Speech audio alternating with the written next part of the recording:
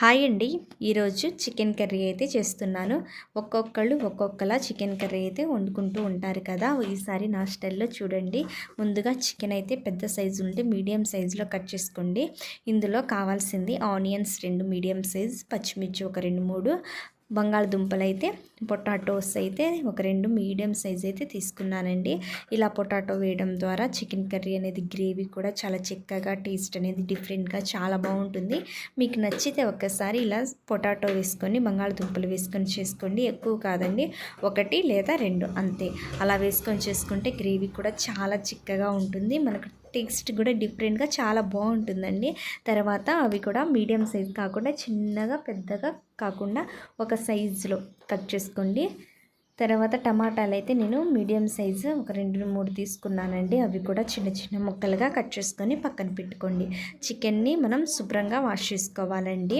ఒక 2, 3 సార్లు వాష్ చేసుకున్న తర్వాత, కడుక్కున్న తర్వాత ప్యాన్ పెట్టుకొని ఆయిల్ అనేది బాగా హీట్ అయిన తర్వాత ఆనియన్స్, పచ్చిమిర్చి, బంగాళదుంపలు వేసుకొని మొత్తం బంగాళదుంపలు కూడా వేసి 1 నిమిషం పాటు వేయించుకోవాలండి. 1 నిమిషం పాటు కొంచెం కలర్ చేంజ్ అయ్యేంత వరకు వేయించుకోండి. ఇలా బంగాళదుంపలు అదంతా వేసి కలుపుకుంటూ 1 నిమిషం దగ్గరుండి కలుపుకుంటూ వేయించుకోండి. నెక్స్ట్ అందులో మనం వేసుకోవాల్సింది ఫ్రెష్గా దంచుకున్న అల్లం వెల్లుల్లి పేస్ట్ అండి.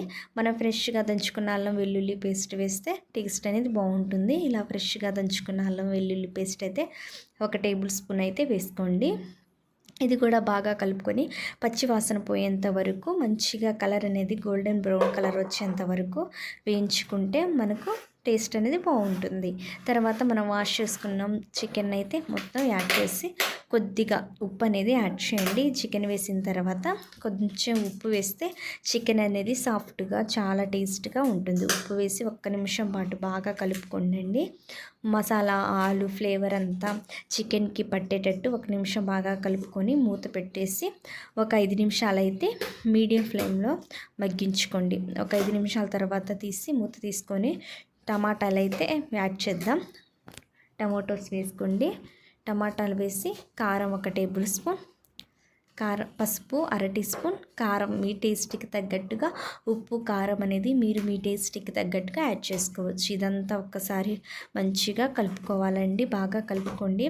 కారంలో పచ్చి వాసన పోయేంత వరకు మంచిగా మగ్గించుకోవాలి.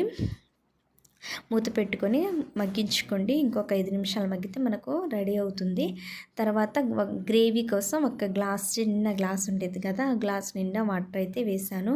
ఇది కూడా బాగా కలుపుకొని ఇక్కడే మీరు ఉప్పు అనేది టేస్ట్ చూడండి. ఉప్పు సరిపోతే ఉప్పు యాడ్ చేసి మూత పెట్టి మగ్గించుకోండి. తర్వాత చెక్క, ధనియాలు, యాలకులతో చేసిన పొడిని అయితే నేను యాడ్ చేస్తున్నానండి. 2 టేబుల్ స్పూన్ వేస్తున్నాను. ఇదంతా వేసి 2 నిమిషాలు వేయించుకుంటే మనకు ఆల్మోస్ట్ మన కర్రీ అయితే రెడీ అవుతుంది. ఇదంతా బాగా కలుపుకొని 1 నిమిషం పాటు ఉప్పు చూసుకొని వేసుకోండి. నెక్స్ట్ అందులో మనం చికెన్ మసాలా అయితే యాడ్ చేస్తాము.